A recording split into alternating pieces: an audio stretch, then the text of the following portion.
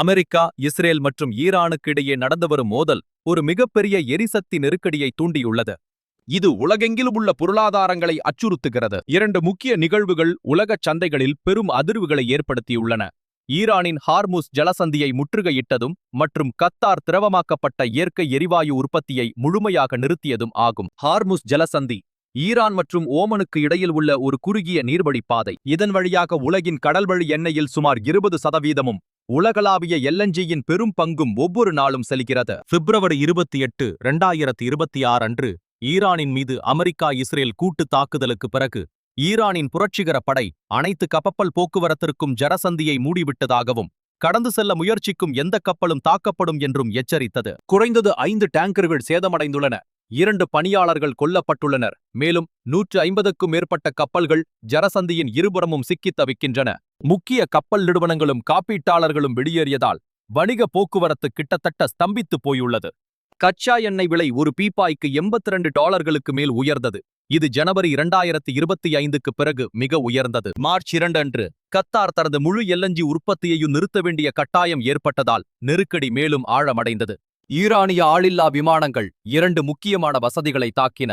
ராஸ்லஃபான் தொழில்துறை நகரத்தில் உள்ள ஒரு எரிசக்தி நிலையம் மற்றும் மெசாயித் தொழில்துறை நகரத்தில் உள்ள ஒரு மின் நிலையத்தின் தண்ணீர் தொட்டி. கத்தார் உலகின் மிகப்பெரிய எல்என்ஜி ஏற்றுமதியாளராகும். இது உலகளாவிய தேவையில் கிட்டத்தட்ட 20% வழங்குகிறது. உற்பத்தி நிறுத்தம் உடனடியாக ஐரோப்பிய எரிவாயு விலைகளை 50%க்கும் மேலாகவும் ஆசிய எல்என்ஜி குறியீடுகளை கிட்டத்தட்ட 40% உயர்த்தியது. இந்த ஒற்றை நிறுத்தம் குறுகிய காலத்தில் உலகளாவிய எல்என்ஜி விநியோகத்தை சுமார் 19% குறைக்கக்கூடும் என்று கோல்ட்மேன் சாக்ஸ் மதிப்பிட்டுள்ளது. இந்தியாவின் மீதான தாக்கம் நேரடியானது மற்றும் கடுமையானது. இந்தியாவின் எல்என்ஜி இறக்குமதியில் கிட்டத்தட்ட 58% மத்திய கிழக்கிலிருந்து வருகிறது. கத்தாரின் உற்பத்தி நிறுத்தத்தை தொடர்ந்து இந்திய எரிசக்தி நிறுவனங்கள் ஏற்கனவே தொழில்துறைகளுக்கான எரிவாயு விநியோகத்தை 10 முதல் 30% வரை குறைக்கத் தொடங்கியுள்ளன. இந்த இடையூறு தொடர்ந்தால் இந்திய வாங்குபவர்கள் ஸ்பாட் சந்தையில் கணிசமாக அதிக விலையில் மாற்று சரக்குகளை பெற வேண்டிய கட்டாயம் ஏற்படும். இது மின் உற்பத்தி மற்றும் ஒட்டுமொத்த பணவீக்கத்தை நேரடியாக பாதிக்கும். கத்தாருக்கு அப்பால் சவுதி அரேபியாவின் ராஸ் தனுரா சுத்திகரிப்பு நிலையமும் ஈரானிய ஆளில்லா விமானங்களால் தாக்கப்பட்டது. இஸ்ரேல் தனது லெவியாதன் எரிவாயு வயலை மூடியது.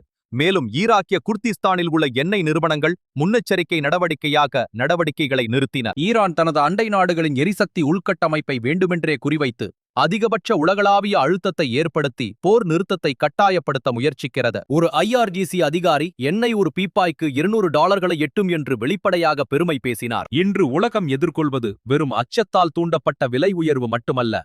இது ரஷ்யா யுக்ரைன் போரால் தூண்டப்பட்ட 2022 எரிசக்தி நெருக்கடிக்கு நிகரான விளைவுகளை ஏற்படுத்தக்கூடிய ஒரு உண்மையான விநியோக இடையூறு ஆகும்.